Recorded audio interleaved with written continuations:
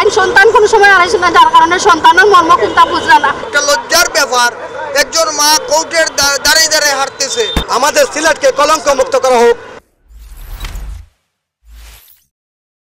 হাসিনার কাছে কত আবেদন করছিলাম আমরা, তাই তো স্বজন হারাইছো, তাই সন্তান হারাইছো না, যার কারণে তাই কাছে স্বজন হারানোর ব্যথা আমি বুঝি, কিন্তু স্বজন একজন আর সন্তান আরেকজন।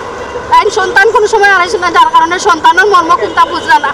রায়হানের মা রায়হান হারাইছে, যার কারণে রায়হানের মা বুঝার যে রায়হানের কতখান কতটুকু, যা সন্তান গেছে হে বুঝে কতটুকু।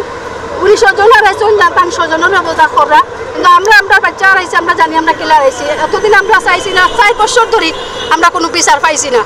এখন আশা রাখি আমরা নতুন যে সরকার আইছে, আমরা আশা রাখি অন্তত দ্রুত বিচারটা আমরা হোক। আগের যে সাবেক সরকার হাসিনা সরকার ফাঁসির সরকার আছিল, পুলিশ দিয়া মানুষ মারাইছে এবং কোনো বিচার হয়েছে না। আমার বাতিজারে এইভাবে নির্মমভাবে হত্যা করছে পিটাইয়া পুলিশে, সারা বিশ্ববাসী জানে, দেশবাসী জানে, কিন্তু এই বিচারটা বারবার পিছাচ্ছে। পিছানোর অর্থ হইল এদেরকে কিভাবে ছাড়া যায় কোর্ট থেকে।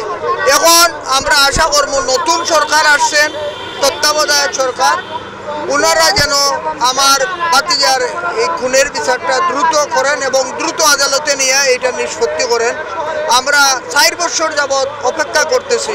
একজন মা, একটা লজ্জার ব্যাপার, একজন মা কোর্টের দাঁড়িয়ে দাঁড়িয়ে হাঁটতেছে, কিন্তু তার সন্তানের বিচার হচ্ছে না।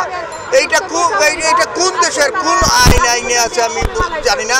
যখন 54 জন সাক্ষীর সাক্ষ্য দেওয়া হয়েছে, তারপর থেকে আবার বলা হচ্ছে যে ওনারা নাকি তখন এই সাক্ষীর সবগুলা কথা শুনেন নাই, আবার পুনরায় সাক্ষী নেওয়ার জন্য এইভাবে বিভিন্ন বাহানা দিয়ে আমাদেরকে হয়রানি। আমরা তো আর কোনো রাজনীতি করি না, আমাদের কোনো উচ্চ পর্যায়ে কেউ নেই। আমরা আপনাদের মাধ্যমে, এই সিলেটের জনগণের মাধ্যমে, সাংবাদিক ভাইদের মাধ্যমে এ পর্যন্ত এসেছি।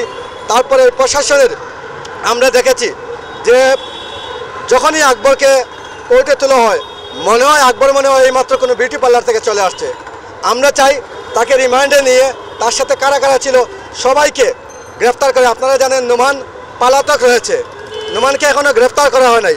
আমরা নোমানকে গ্রেফতার করার জন্য জোর দাবি জানাচ্ছি।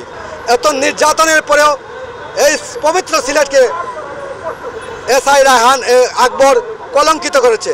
দীর্ঘ 4 বছর আমরা বিভিন্ন ধারে ধারে কোর্ট থেকে বাসা থেকে কোর্টে, আপনারা যা জানেন যে রায়হানের আম্মা অসুস্থ হয়ে গেছেন, অনেক কষ্ট করেছেন, আজও আমরা সুষ্ঠু বিচার পাচ্ছি না। তাই আমরা দাবি করব অনতিবিলম্বে এই সরকারের কাছে আমাদের দাবি, রায়হান হত্যাকারীদের ফাঁসি দেওয়া হোক, আমাদের সিলেটকে কলঙ্ক মুক্ত করা হোক।